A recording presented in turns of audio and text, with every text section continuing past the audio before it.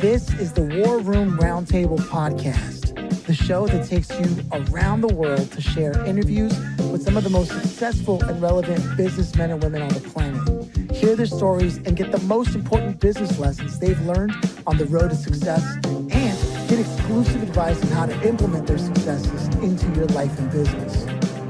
The War Room Roundtable is brought to you by your hosts, Jason Miller, CEO of Strategic Advisor Board, and Phillip Lanos, CEO of Own the Rhythm, and former podcast host for Entrepreneur and Inc. magazine.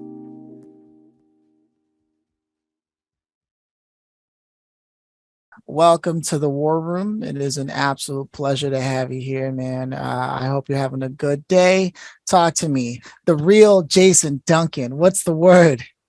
It is a beautiful day in Nashville, Tennessee on this Friday when we're recording. So it's a good day. It's a busy day. I've got 4 podcasts that I'm doing today. So it's a busy day on the microphone or in front of the camera. So it's good though. Yeah, man. Okay. So this isn't your first rodeo, as they say. Right.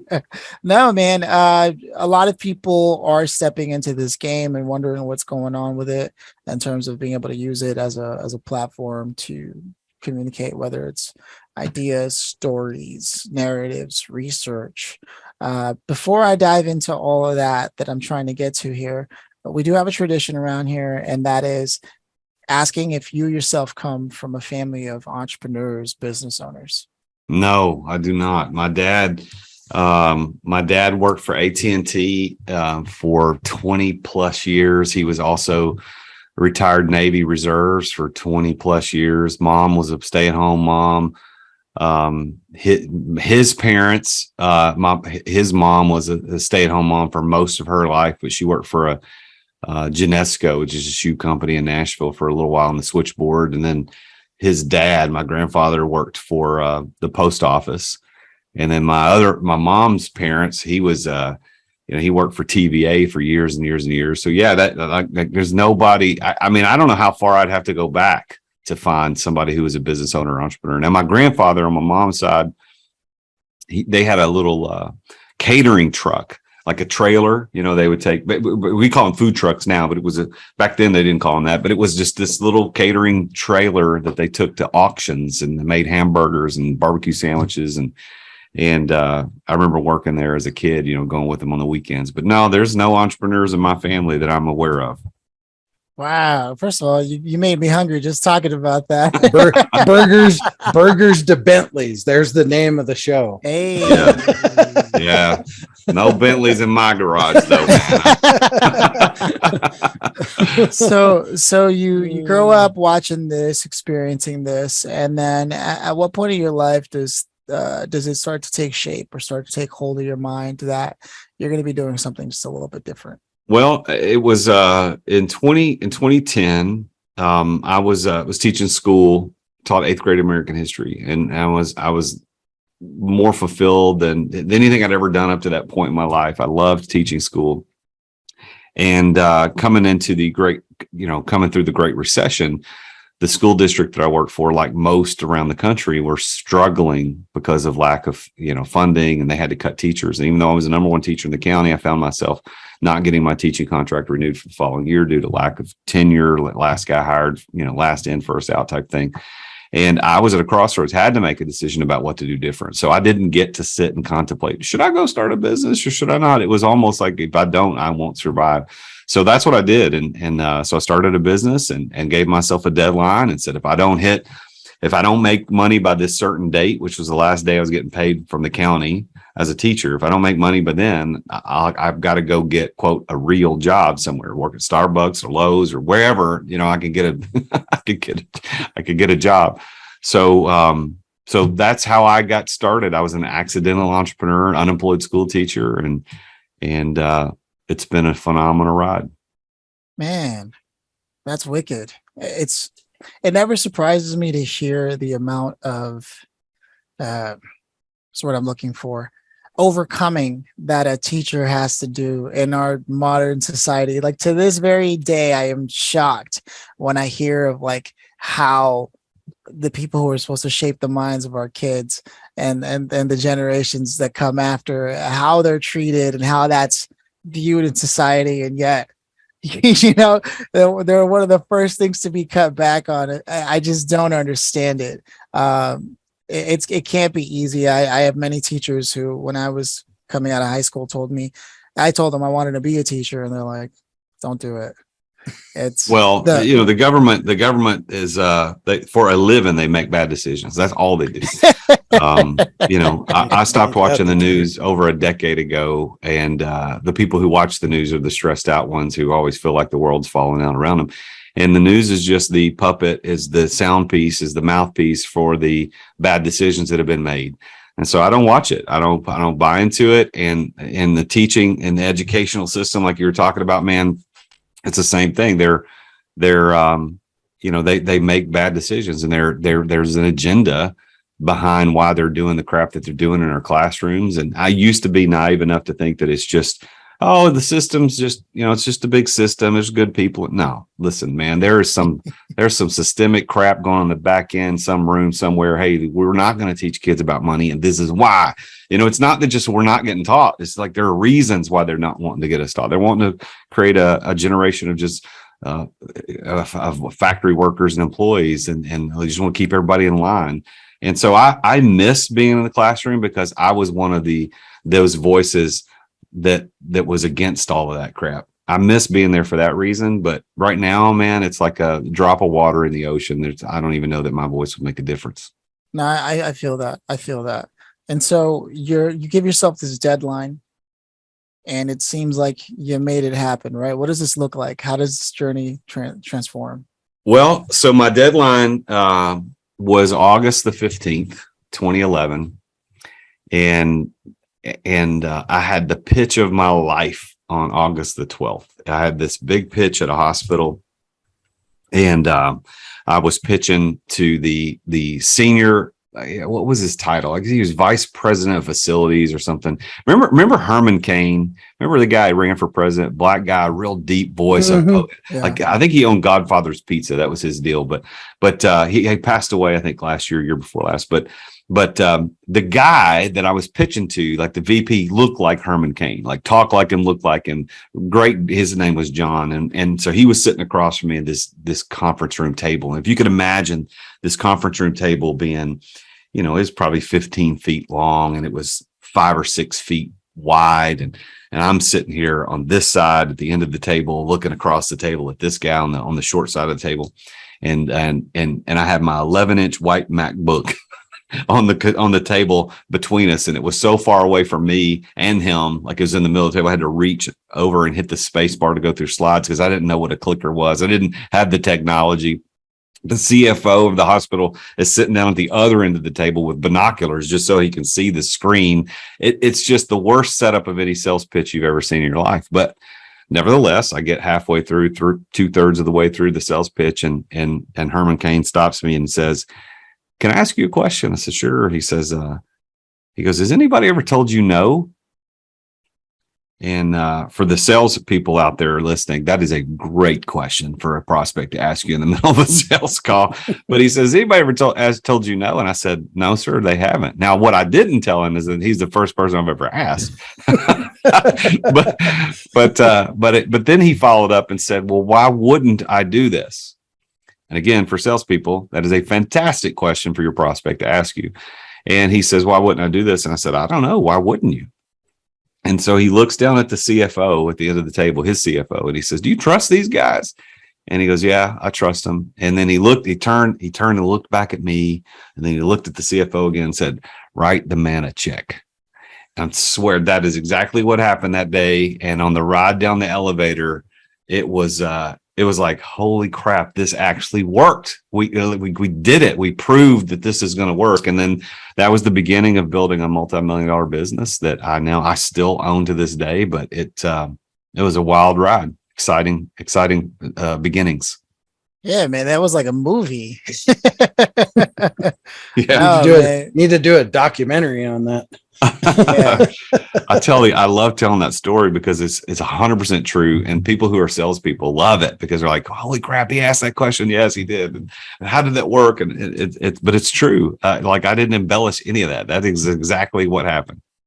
Now you alluded a lot to the idea of like what salespeople may be able to appreciate, and so you started this company, and as the founder yourself, you place a heavy emphasis on sales no matter what, right? This is something that often a lot of people will glaze over, but it's one thing that even myself I struggle with. It's not that I can't have that conversation, it's lining up the conversations, doing all that work beforehand. You sort of like didn't go into it in your story, but I imagine there was a lot of work to get into that room. Oh my gosh, yeah. I mean, just like with anything else, I mean, the setup, the lead up is more important than the actual the production value at the end. Like if you don't set it up right, none of the stuff at the end matters. But yeah, we'd had lots of meetings with the engineers on staff at the hospital. I'd flown out and met with lighting manufacturers. I'd negotiated pricing with installers and electricians. I mean, I'd done a ton of work leading into that room.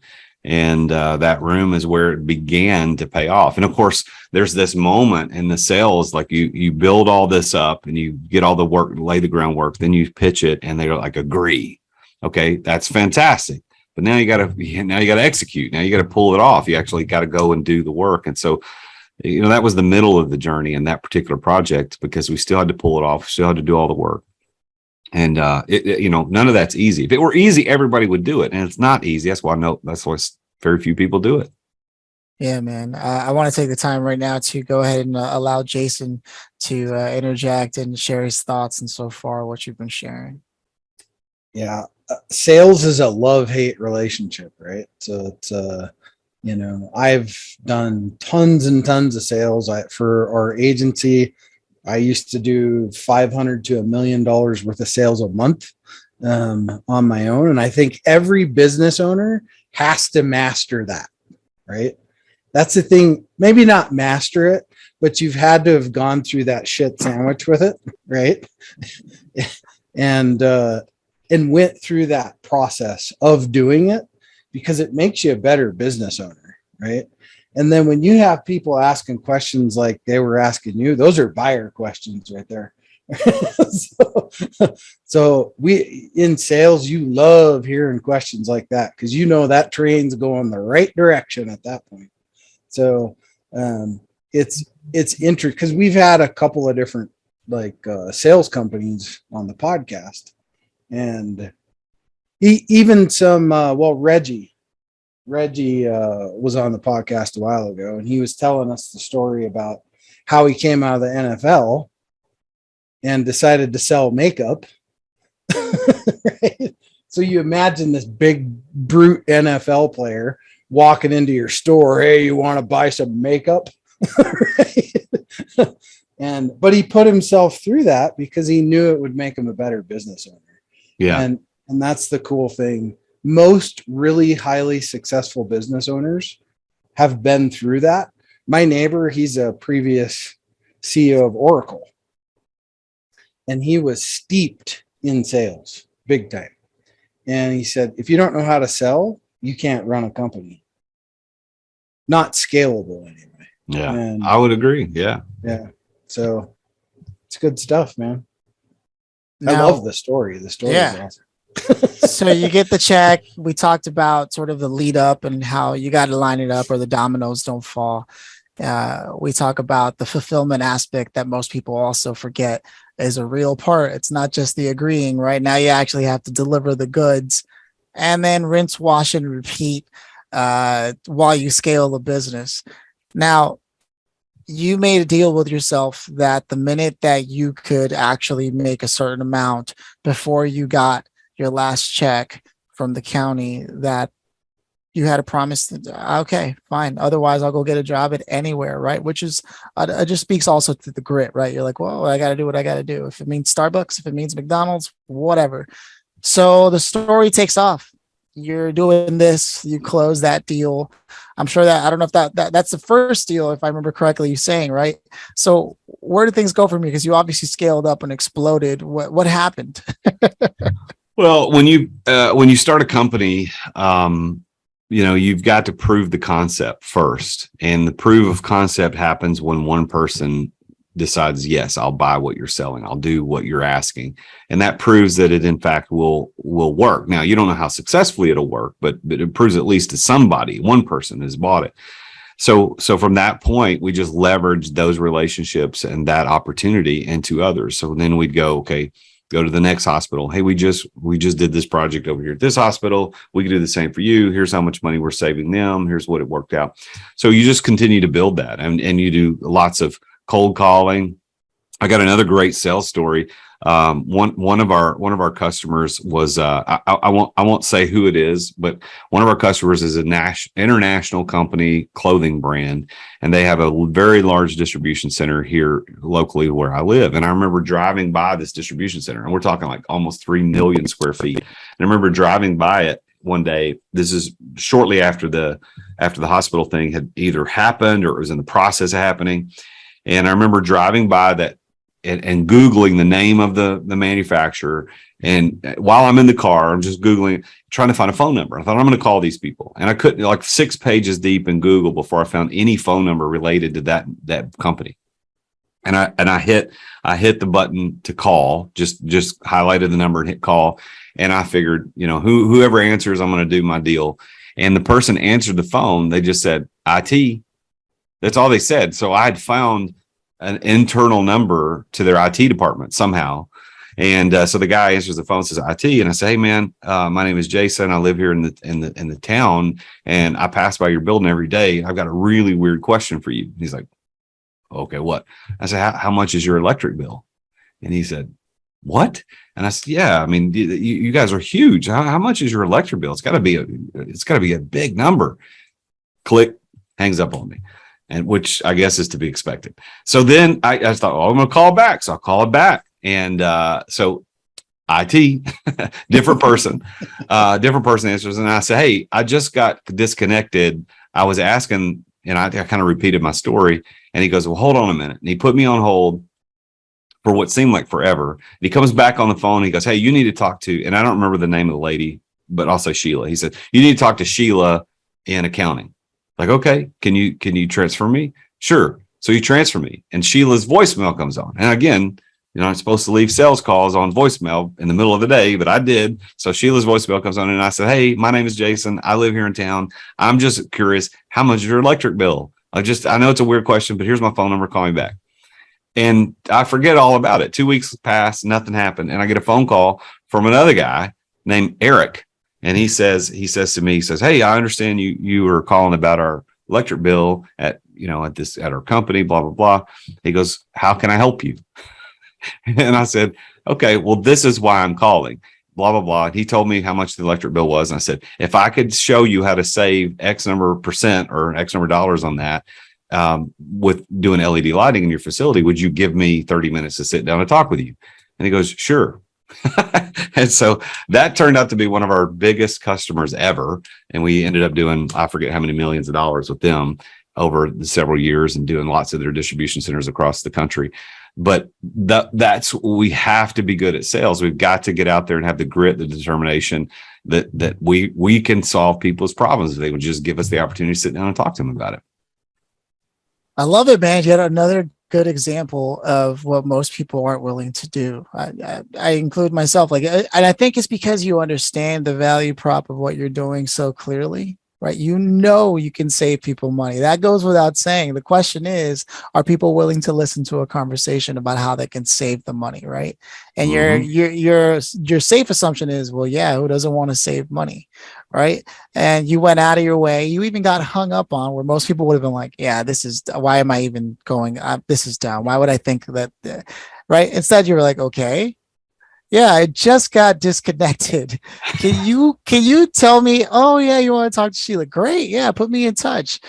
I think that just speaks so much to the way that you saw the value that you were bringing into the marketplace. Right. And I feel like a lot of people don't take the time to really understand just how impactful they're going to be the businesses. And so they try to convince people that they are valuable as opposed to knowing that they are and having a discussion about whether or not it just seems to be a right fit for the way that we're talking to each other. It seems like we can work with each other. Right. Because I feel like that's what ended up happening was, yeah, it seems like I've got something, you've got something, we've got something, let's keep it going. And most people spend a lot of their early part of their business journey trying to convince people that they're valuable at all. Right. Is this sort of safe to say? Oh yeah. I think we don't believe enough in our offer. If you don't believe in your offer, you need to quit. I run a mastermind now called the Exeter Club, and it's not for everybody, but if I think it's for you, I'm going to make a run at trying to get you into the club. And it's not because I want to make money, although I do. It's because I believe that it'll deliver tremendous value, and it'll get you and your life to a place where you really want to be. That's why I do what I do. And if I didn't believe that, I wouldn't be so adamant about trying to get you to join. So if you don't believe in your offer, then you got a problem. And if you truly believe that your offer will change someone's life and you're not pitching it to someone, you're doing a disservice to everybody you know who could benefit from it. Yeah, man. That's so true. Jason, Jason Miller, do you have any thoughts? Yeah. Well, that's the cool thing about it is we go through life half the time, and we go through life with blinders on, and we have all these opportunities that move in front of us. And sometimes we see them, sometimes we don't. And, and I think it happens to everybody. It's not just people that own businesses currently. I think it's part of the human condition that we have opportunities that come in front of us every day. It's whether or not we're conditioned to answer the call to them or not. Right. Mm-hmm. And that's what really defines somebody from being a employee versus a business owner, entrepreneur, CEO, whatever the hell you want to call yourself. And everybody has the capacity to do it, but we've been trained not to over time. Right. I mean, my parents, they were entrepreneurs, but I don't think they didn't really look at it like they were. They just looked at it like they just had to put food on the table. It wasn't about, well, I'm a business owner or I'm an entrepreneur or I'm a CEO or any of that kind of stuff. The only reason they did it was because that's what was available in my crappy little town that I grew up in. So that was the option. So, but that's what's cool about this story is it's born out of a disaster. And a lot of business owners were born out of that. Yeah, for sure. Well, I call myself an accidental entrepreneur because, I had a little lawn mowing business that I was mowing grass at, when all of that went down around the same amount of time. I was just making extra money to pay for tuition for my kids' school. But I didn't consider myself an entrepreneur, but it wasn't until I was forced to make a decision. And that's actually one of my mindset coach that I work with, Dr. Justin Mosley. He was telling me this just this week. We're talking about how, if you can imagine for a minute, you're in this bubble, and everything, all of your awareness, your emotions, what you're aware is possible, what you experience, it's all in this bubble. So if you can imagine you're like a stick figure drawn in this, just a circle around this stick figure, and then you're this stick figure, and all your current awareness and emotions, everything is there, your mindset. But there's this other bubble that's outside of that has all these extra possibilities that you can't see until the first bubble pops. And so for me in 2010, 2011, that's when that first bubble popped for me. I was making $38,000 a year as a school teacher. Thought I would be doing that for the rest of my life and was happy. So it wasn't like I was missing out on something. I didn't realize that one day I'd be a millionaire and I'd be doing multiple podcasts as a guest every day. I'd be doing my own podcast and have hundreds of episodes and, so many amazing entrepreneurs, and writing a book and leading a mastermind and coaching people who pay me $100,000 a year to sit down with me and get my advice. Like that wasn't even in the first bubble. It didn't even occur to me it was possible. And so our mindset should be that okay, I accept the fact I'm in this bubble, but I want to associate with people in other bubbles so that I can figure out how we can work together. And eventually my bubble will pop and I'll start realizing there's more. Oh, there's more. Oh, wow. I didn't even know that is even a possibility. So that's what I love about doing what I'm doing, because I think most entrepreneurs are stuck in their businesses, which is why I teach them how to get out, because they don't even realize that what it would look like when they get out. I just think it's so poetic that like you started off as a teacher regardless, and now you're still doing that just on a different scale. You know, the irony isn't lost on me, man. And I love it, man. I think what you're doing is great. I can hear it in you. There's a clarity, a sense of purpose when you speak. For me, all those are all-time highs. So if you could say anything to your younger self, knowing what you know now, let's say what you know now, and you get a chance to run into the you that was setting that deadline, that promise. All right, man, if I don't get it by then, I got to figure something out. What would you say to yourself now, knowing that you were that person trying to make that decision and that promise? I don't know. I mean, this is an interesting question. And, if I was just talking to my 18-year-old self, not the guy that was at that crossroad decision, but if I was telling my 18-year-old self, I'd say a few things. Number one, invest in real estate as soon as possible. I think you should do that. Number two, when you hear about this thing called Bitcoin, everything you got, put in it. But reality, I tell my younger self to read, think, and grow rich, and deeply apply everything you read. Do not skip anything. And but that's what I tell my younger self. There it is. Yeah, that's phenomenal. As a matter of fact, I got it right here on this is the workbook. This is the workbook. You have that game? They have a game. They just came out with a game called Think and Grow Rich. I just ordered it. It should be here. I think it should be here next Tuesday. Like a board game, huh? Like a board game. Yeah, like a board game. Because Robert Kiyosaki's Rich Dad Poor Dad started as a board game. The book was the instructions to the board game. And so I've ordered both those games because my son, who's 22, he's starting to like become aware of this stuff, and he's reading these books. He's like, "Hey, Dad, can I invite all my friends over and you help us play this game?" So I'm like, "Yeah, we can do that." So I think I would tell my younger self to do those things. Real estate. The Bitcoin thing's kind of funny, but yeah, that would be a starship rocket ship to multi-billions of dollars if you just knew ahead of time. Which is one of the reasons I believe that time travel doesn't exist, because those people would exist. But I think going back to myself at that crossroads of making that decision, what I would tell myself is do not take on the partnership the way that I did. That was a big mistake I made. The rest of the story on that day that I got that deal and I pitched and I won it. The rest of the story is I had a partner who was a 5% partner at the time, but very wealthy person himself. And he was kind of my mentor at that moment. And when he saw what happened in that room on the way drive home, he negotiated himself into almost 50% ownership of the company, and with no real duties on a day-to-day basis, because he saw that this was going to be a moonshot that's going to work. And, that turned into a bad situation, and it was fine for 7 years. We did fine because I didn't know any better. But as I became more conscious of what entrepreneurship was and business ownership and how things should be, I broke the law of the architect, which I know you guys know about. I created a criminal exchange, and I suffered dearly as a result of that. So that is a decision I would have made different. Man.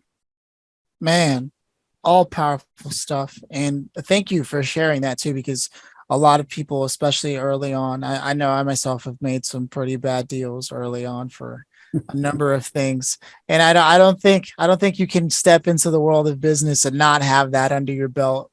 There's just no way to avoid making at least one or two bad deals that everyone looks back on and goes, yeah, I should have done that a little differently. And once you're there, you find your way to some really good people, which I imagine you're surrounded by now. In the spirit of that, I hope it's okay to take a quick break just to talk about somebody that made this episode today possible, if that's all right with you. We've got sharing the credit.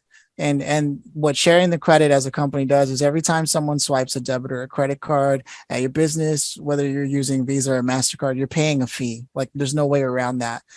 but one of those fees actually goes back into a system like normally a bank, but you have the legal chance and opportunity to be able to send it over to a nonprofit instead. That's the way things are structured. And you get to choose which one you want to.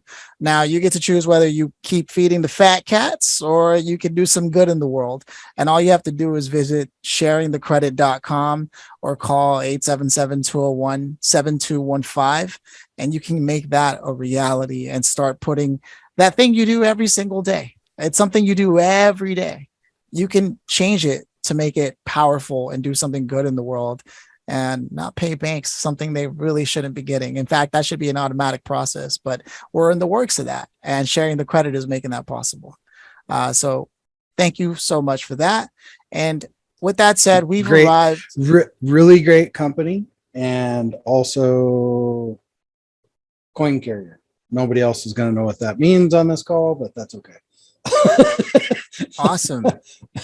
Yeah. And with that said, we've arrived, I think, to the time where we can start talking about the grand finale question. And just before I do that, I want to check in with Jason, because with Jason Miller, because what Jason Duncan has been sharing has been powerful. Yeah, let's do it. Let's roll it out.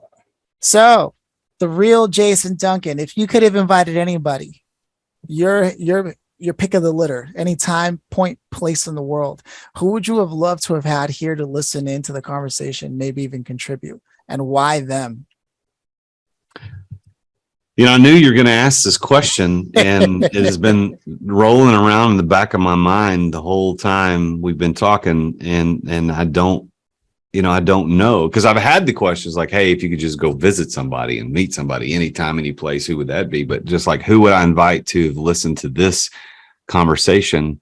I think maybe my grandfather, who had the food truck, that, because he died in 1997, which was way before I even started teaching school. He died before he saw any of this. He didn't see. And then my other grandfather, he passed away when I was 13. So they both knew nothing about my professional career or anything that I was doing. So one of my grandfathers, or both, to sit in and listen, and then just have that conversation about what that looks like and what I'm doing now, and talk about their great grandkids. And so that's probably who it would be. Yeah, man. No, I get a real strong sense of family values from you. I think I also understand why you went into teaching. It's clear to me that you care about people, and I can see why that partnership had such an impact on you, because, you go around caring for people and you find out people may not have had the same intentions, what that does to somebody with a heart like that. You know what I mean? But you've clearly come out on top, and that's because, that's what karma does when you're doing good in the world, man. That's the exchange that takes place. And I'm really happy to see that you're out there helping people achieve the very same success that you've been able to accomplish, and are still developing and pushing further to see exactly what the bounds and limits of potential really are. It's truly a case in point where you've been able to help emphasize moments that people really need to value in terms of their journey and what the sales process looks like and where they can get themselves going in business, and a true case study for rejection and being okay with that and jumping on anyways, because you assume best intent and go, they must have accidentally hung up on me. I'll go ahead and call back again. And I think that attitude is going to be so important for people to carry with them. And if they forgot that and they're having a hard time in their business, well, remember, that's just part of the process, and you got to be okay with that. And that's what I learned from and was reminded of from having a conversation with you. So those are my 2 cents. I'm going to let Jason Miller close us out, as is tradition here. Yeah, it's a true case of, and it's always been a philosophy of mine, and that is give value for however long it takes, right? And when you do that, things just fall in line. Not if you build it, they will come. That's not what I'm saying. But I'm saying, value is always the trump card for everything. And the more value you can dump, the better off you will be. And, we just had something fantastic happen in the last 2 weeks with the American Club Association. We're taking over as their executive board. And it was all hush until last night when Forbes published that relationship on Forbes. And I got to tell you, it's the biggest deal I've ever been involved in my life, right? And I'm not even sure what it's going to be yet. But what I do know is I poured value on that conversation for about 9 months. And here it is today. The relationship was forged in a handshake, and it got picked up by Forbes. Forbes put it all together. And now we just get to continue to dump value in the world in a way bigger way. And to me, it's what it's all about. You work yourself up those rungs so you can continue to help more and more people and dump more and more value in the market. That's the win right there. And I know that's what you're doing, brother. So keep on doing it. Thank you, man. And congratulations to you.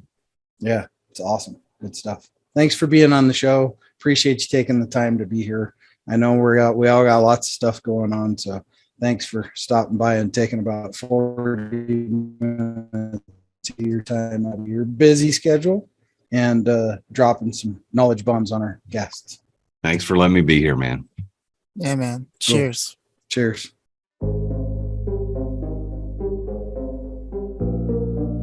Thanks for listening to the War Room Roundtable with your hosts, Jason Miller and Phillip Lanos. Please leave your feedback and visit strategicadvisorboard.com to get the latest and greatest business advisement on the planet. Follow us on social media for updates, and always remember, if you can dream it and believe it, then you can go achieve it. We'll see you in the next episode.